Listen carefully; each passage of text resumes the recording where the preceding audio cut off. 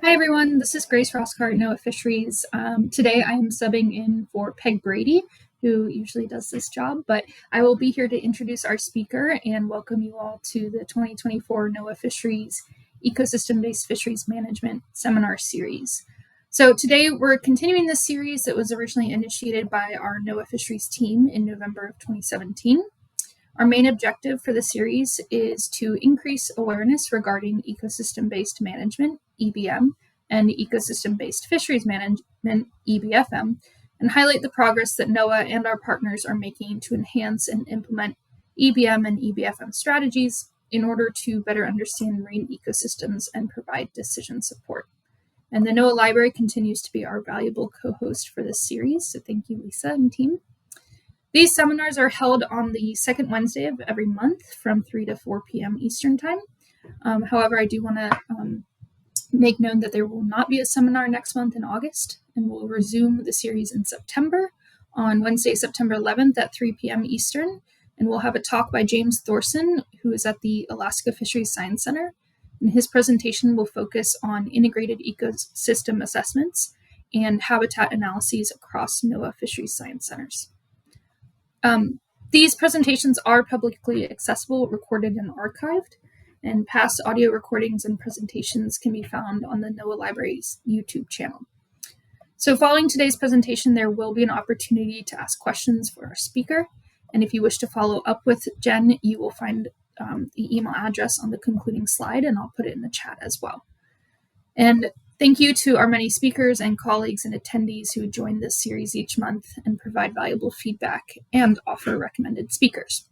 So today we are very pleased and fortunate to have Jen Dopkowski here. She's the program manager for NOAA's Climate and Fisheries Adaptation Program, which is part of NOAA's Climate Program Office under the Climate and Societal Interactions Division. And her presentation is titled Supporting EBFM Through the Climate and Fisheries Adaptation Program. So welcome, Jen. Over to you. Thanks again for the opportunity to provide an overview of the Climate and Fisheries Adaptation Program, formerly and also known as CAFA. And our discussion today is going to be about the CAFA program and how we support ecosystem-based fisheries management. As Grace introduced me, I am Jen Dopkowski and I'm the CAFA program manager. CAFA is a partnership between Climate Program Office, where my program sits, and NOAA Fisheries Office of Science and Technology. Today I'm going to give you a little bit of background on the program, talk to you a little bit about the program investments that we've made thus far, talk a little bit about our linkages to ecosystem-based fisheries management, as well as some opportunities and future directions for the program. As I mentioned before, the CAFA program is part of the Climate Program Office, which sits in Climate and Societal Interactions Division. It actually evolved from the Coastal Ocean Climate Applications Program, also known as COCA. COCA had actually two foci, one focused on coastal communities and ecosystems in a changing climate, and then one focused on climate impacts on fish. In 2021, the COCA program was renamed, the COCA Fish Program was renamed the Climate and Fisheries Adaptation Program. The program supports interdisciplinary research that advances the understanding of fishing community adaptation and resilience in response to climate change, as well as advances understanding of current and future climate impacts on fish and fish stocks to promote sustainable fisheries management, and engages with communities to develop tools and information to promote the adaptation and resilience of the nation's fishing communities and fisheries in a changing climate. Since its inception, CAFA has invested approximately $20 million to support 32 projects in 5 regions.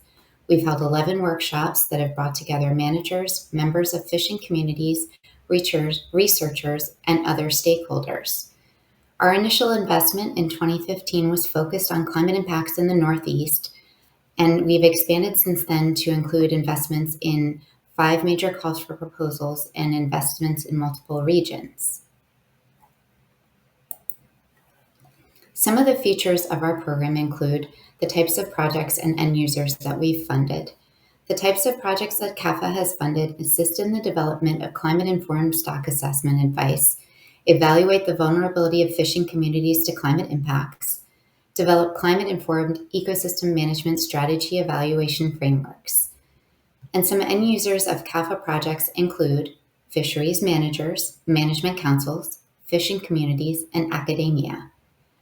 The majority of CAFA projects have been funded in the Northeast and the West Coast regions, with our initial investment specifically focused on Northeast and fishing communities and fish species in the Northeast.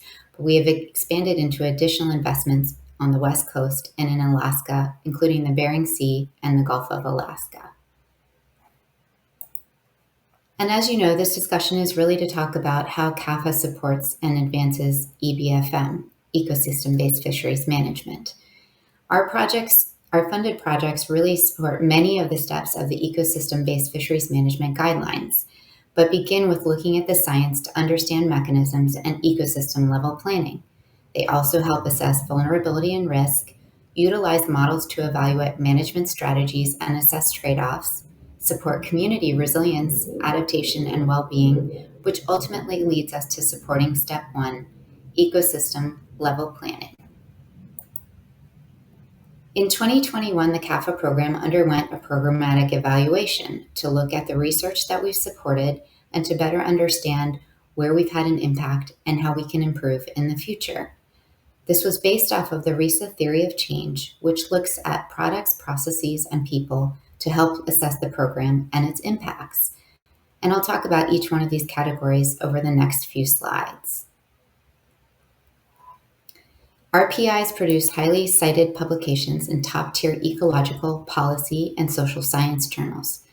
They also produce a number of tools that can be used by decision makers, such as management strategy evaluation tools that allow fishery managers to explore management approaches under changing climate scenarios. Our CAFA projects and research also inform regional action plans that guide the NOAA Fisheries Climate Science Strategy. The plans are designed to increase the production, delivery, and use of scientific information needed to fulfill NOAA's mandates. We also produce easily accessible, interactive, climate-related tools that enhance climate-informed decision-making, including things like the GMRI Data Dashboard, the Ocean Adapt, and GMRI's Climate Adaptation Resource Hub for fishing communities. The CAFA program has supported over 20 institutional partnerships depicted here in this map. They include partnerships with NOAA Fisheries Science Centers, OAR labs, tribal consortiums, NGOs, as well as a number of academic institutions. The CAFA program also has a PI community of practice. This PI community of practice was developed to advance innovation, share knowledge, as well as lessons learned across the projects.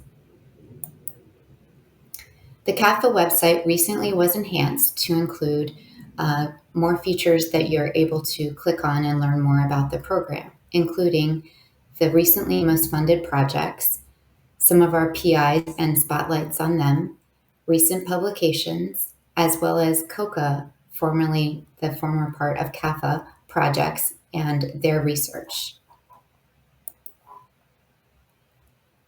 CAFA typically funds projects every 3 years. In FY20, we funded 5 projects in 4 regions. These projects were the development of an integrated modeling framework which utilizes ocean forecasts and projections. And this call for proposals was done in conjunction with CPO's Climate Vulnerability and Predictability Program and the MAP programs. These projects also utilize downscaled ecosystem and socioeconomic models to evaluate fisheries management strategies under changing ocean conditions to inform fishermen decisions and impacts, fishing community adaptation, and management trade-offs. These pilot projects are working towards the goal of building out an operational system in each region that supports the Climate, Ecosystems, and Fisheries Initiative, or CEFI. In FY23, we held a call for proposals with 2 types of projects requested. We funded 8 projects, which approximately were about $6 million in funding over the course of the next 3 years. We asked for 2 different kinds of proposals. One type of proposal is that integrated ocean modeling and decision support framework to support the NOAA climate ecosystems and fisheries initiatives, as well as another type of proposal that advances understanding and enhances the effectiveness of adaptation planning for fishing communities. I'm going to go through each type of the projects, starting with the type A's, and give you a little background on each one of the projects. And after that, I will share a little more information about our future direction. So first, these type A proposals, which again are those integrated modeling and ocean information decision support pilots for the CEFI, include the Gulf of Alaska Climate Integrated Modeling Project. And it is also joined by the Alaska Climate Integrated Modeling Project, the Northeast Climate Integrated Modeling Project, and Future Seas 3. All of these are made up of interdisciplinary teams, and they are supporting these CEFI regional pilots. The first team is the Gulf of Alaska Climate Integrated Modeling Project. Again, it's a multidisciplinary team, and they're utilizing results from multiple climate-enhanced ecosystem model platforms to support climate adaptation and resilience of fisheries management and fishing-dependent communities in the Gulf of Alaska. Here they're showing some of the different models that they've shared and used, and it's leveraging existing and ongoing research and is aligned with the ACLIM project. And they are meeting the objectives of the GOA-CLIM, or the Gulf of Alaska Climate Science Regional Action Plans. I should also mention that we asked each one of the PI teams to share slides with us. And so you'll note that each one of these looks distinctly different, but I didn't want to change them to reflect the individual projects. The next project is the Alaska Climate Integrated Modeling Project. It also has a multidisciplinary team made up of PIs from NOAA Fisheries Science Centers and universities.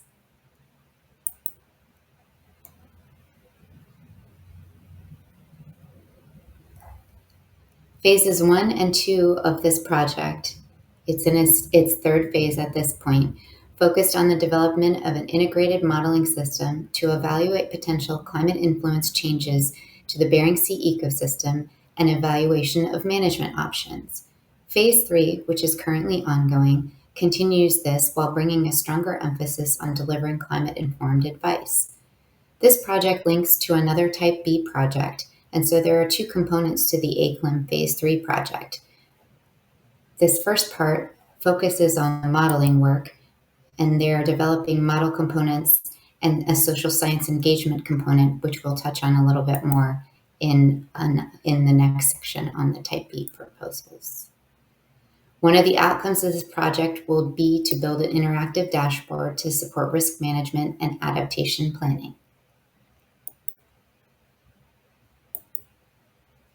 The next project is the Northeast U.S. Climate Integrated Modeling Project Phase 2. It is also a multidisciplinary team made up of collaborators from the University of Maine, NOAA, Gulf of Maine Research Institute, Rutgers, UMass Dartmouth, and University of Delaware. As most folks are well aware, there is a rapid pace of change in the Northeast U.S., and there's a critical need to develop and apply scientific knowledge and tools that can help integrate climate change impacts into the fisheries decision-making. The overall goal of NCLIM is to apply climate-integrated modeling to improve fisheries resource decision-making in a changing Northeast Shelf ecosystem. In Phase 1 of this project, they focused on single-species management under climate. And under Phase 2, they're taking more of an EBFM approach, including adaptation strategies and socioeconomic impacts. Their overall focus has been on building cross-organizational collaboration in the region, simulation testing climate-informed assessment and management approaches, and application in the context of stock assessment and management processes. The next project is Future Seas 3. This is a collaboration between the University of California, Santa Cruz and the Northwest Fisheries Science Center. It focuses on the California current, large marine ecosystem.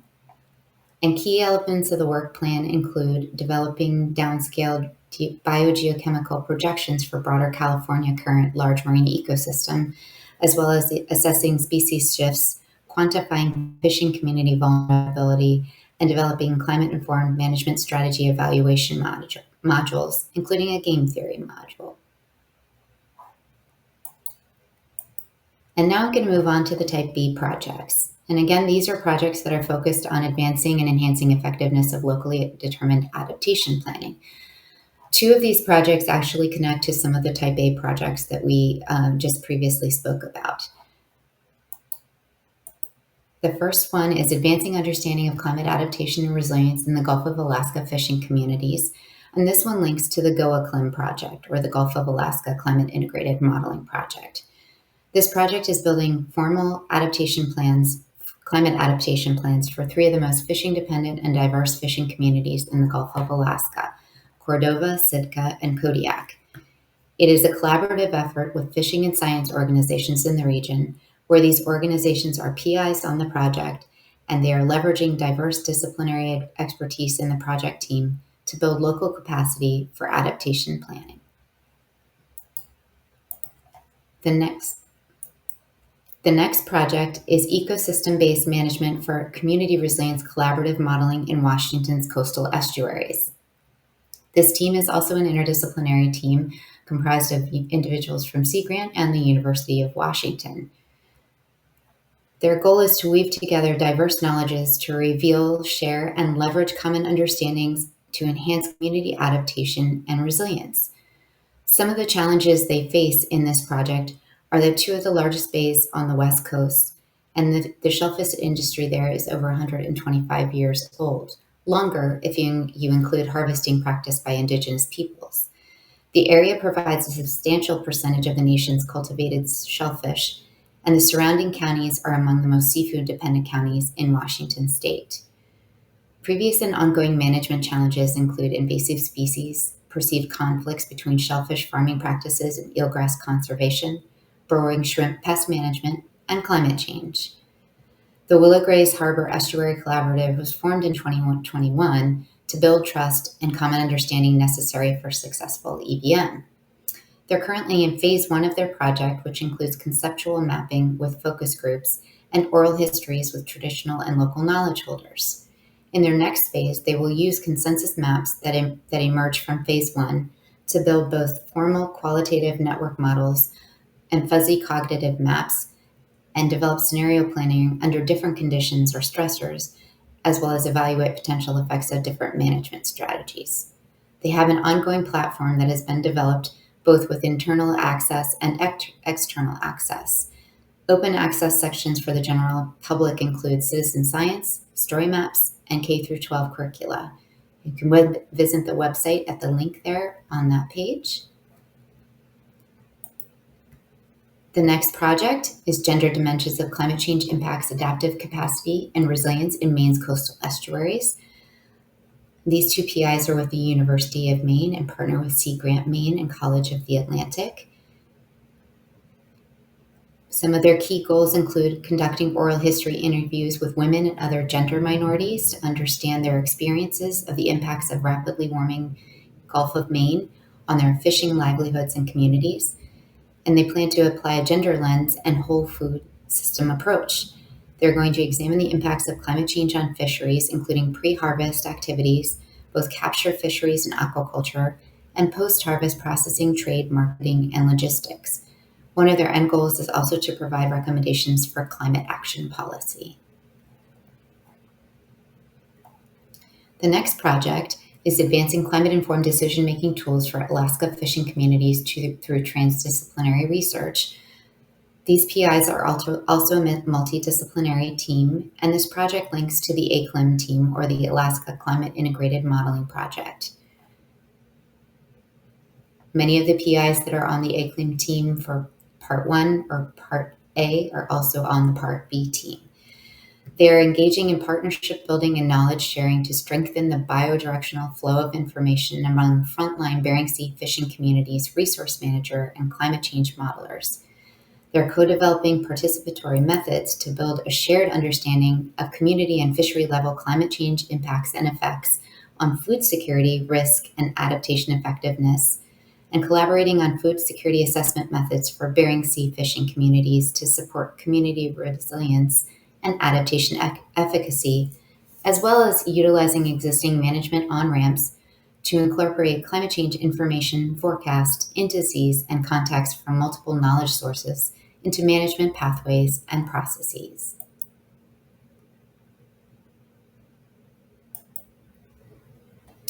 One of the outcomes of our program evaluation included an evaluation of the existing projects that we had funded and looking at ways that we could provide future opportunities for growth within the program.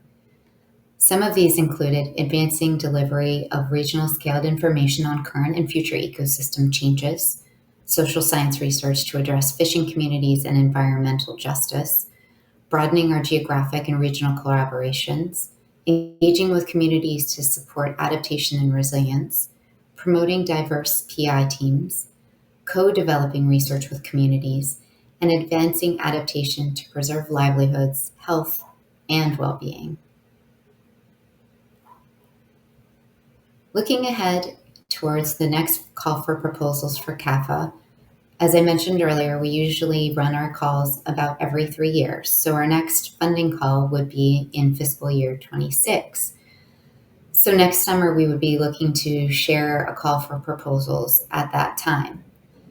We're looking now to think about diverse perspectives to help inform our next NOFO, including needs for the CEFI, scenario planning, fishing community adaptation workshops, equitable climate service delivery action plan, scoping meetings, a climate-ready nation, and other input.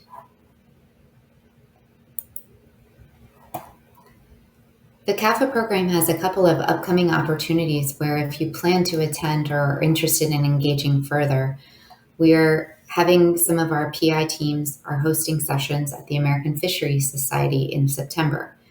2 of those sessions include evaluating climate impacts and adaptation strategies for fisheries and fishing communities, which is led by some of the Type A projects, and then climate collaboration and community, cascading effects and pathways forward by some of our other PIs on the team. In addition, one of our projects recently launched a fishing community adaptation resource web hub for fishing community adaptation. There's an upcoming webinar on this project and this tool next week, July 16th at 2 p.m. In addition, if you have any questions or comments or future thoughts that you would like to reach out to me or my colleagues, please feel free to reach out to both of us or one of us. My email is jennifer.dopkowski@noaa.gov and jpeterson@noaa.gov is my fisheries colleague. And I wanted to say thank you for your time, and I'm going to stop sharing my screen now and see if there are any questions. My question was about the scoping meetings you mentioned for the next call for proposals. I was curious who do you hold those scoping meetings with, or what types of groups? Is it internal to NOAA or external? And what's what's the broader purpose of those meetings, I guess? Yeah. Sure. So in our last call for proposals, we had a Canals Fellow who one of her responsibilities for her fellowship was to help us develop and design that call for proposals. And so she developed a scoping strategy for us that included internal folks. So we talked with NOAA, internal NOAA Fisheries, NOAA Research, and then we also talked with folks in nonprofits, in fisheries management councils, folks in the regions that were involved in fisheries management. So a variety of stakeholders, both internal and external to NOAA, to help inform that next call would be the most likely strategy that we would take as well. And so having those informal conversations with folks to better understand what the needs are and what the gaps might be and how we might be able to help address those. Thank you so much. We got a question in the chat from Michelle, who asked, can you talk a little bit more on how CAFA and CAFI coordinate with each other? CAFA and CFE, is that the question? CFE, yeah, apologies. Yeah. So we have several PIs that are actually on the CFE team, and actually Grace coordinates some of those activities for the Climate Ecosystems and Fisheries Initiative. So those PIs are on teams that coordinate and have regular meetings for the Climate Ecosystems and Fisheries Initiatives. And they also sit on there are several working groups that support the CEFI. There's a national decision support team, and there's also several other teams. So the PIs themselves actually sit on those teams and coordinate internally among themselves and with the CEFI leadership. Thank you for answering that question. I'm still waiting to see if we get any other questions. We'll give it another minute or so. But again, for those of you, we've got some good questions in the chat. If you're interested in the slides that Jen presented today, feel free to email her directly. Grace added her email address up in the chat, so grab that and email her if you want those slides. And also I've put a link to the YouTube channel that NOAA Library manages, and in a few hours, if you know somebody who would benefit from watching this presentation, then I will have the video for today's presentation available. And it looks like that's our last question. I'm going to go ahead and thank you again and transfer this to our last slide.